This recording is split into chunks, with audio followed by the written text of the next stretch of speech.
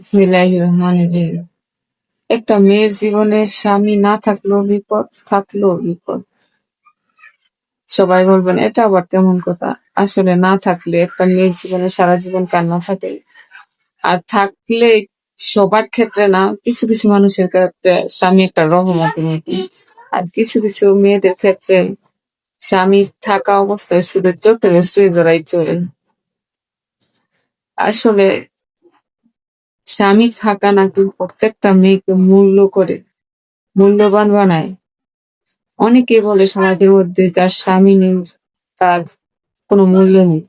আসলে সব স্বামী না, কিছু কিছু স্বামী থাকলে সত্যি মেয়েদের অনেক কষ্ট হয়, আর কিছু কিছু মেয়ে থাকলে সত্যি মূল্যবান হয় একটা মেয়ে।